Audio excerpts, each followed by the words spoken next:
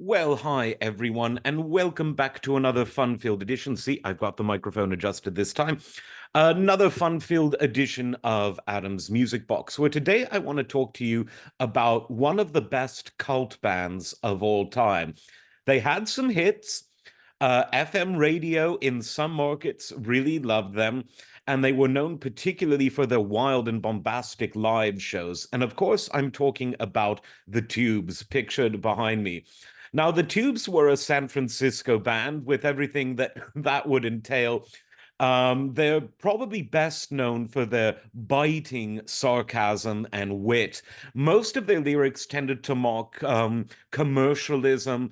It mocked the sort of vacuous culture of rich youths on the West Coast, the disparities between rich and poor, the vaingloriousness of TV addiction, other sort of mocking trends that existed in pop culture, all very much done with wit. But musically, they were really, really profound as well. Their sound isn't the easiest to describe, but I'm going to have a crack at it. Their early albums, particularly their first three, were kind of like Todd Rundgren meets the Fugs. Now, what do I mean by that? Well, Todd Rundgren was very musically adventurous, and although sometimes he could go atonal and chaotic, he had a wonderful sense of chordal harmony. If there's anything Todd Rundgren should be known for, it's that. And the Tubes had a lot of that. Complex harmonies, very well played, a great sense of chordality, some pretty memorable melodies, even, although they weren't particularly known for that, but they had some of that too. And their first album in 1975, which some would consider their best, had two tracks that were quite popular on certain FM radio stations. And that was, of course, What Do You Want from Life, which was it name checked all of the sort of products that a trendy person would have in 1975, even though none of them are that which someone would need. And the other track on that album that really sort of turned heads was White Punks on Dope. Now, with with a title like that, people are definitely going to pay attention. And it was mocking, but also showing some sympathy to the people who were essentially wasting their life away because they could afford expensive drugs. It was literally about a teenage wasteland. Thank you, Pete Townsend.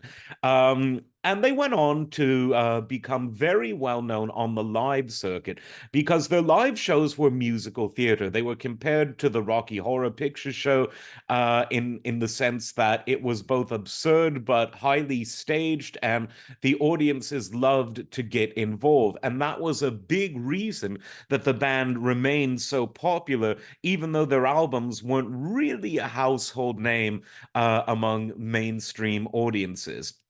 In the early 80s, their sound changed ever so slightly to become a bit more, let's say, Toto-ish, in the sense of more polished, more of a clean sound. Some of the earlier albums had a kind of wall of sound production, particularly parts of the first and the third album, known as Now.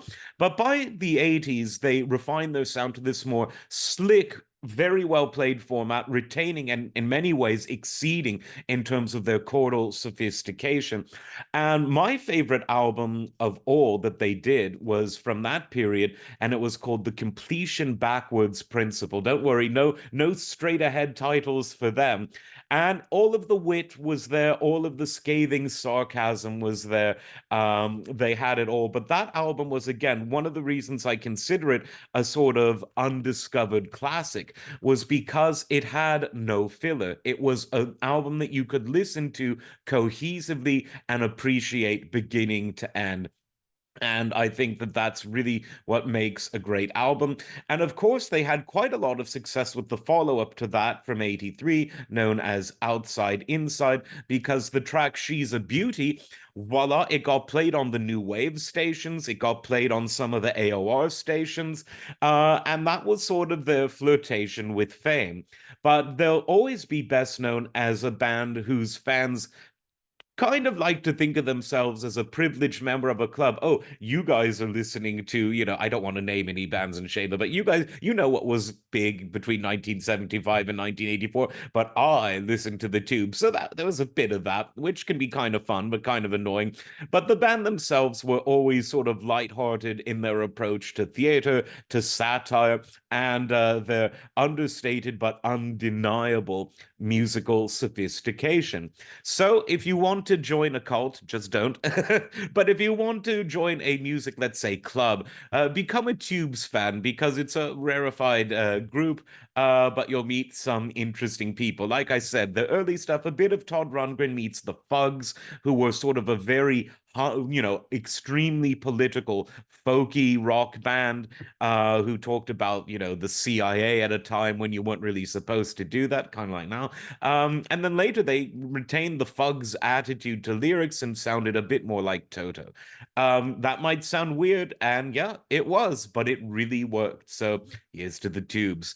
Like, subscribe. We will see you next time. Take care.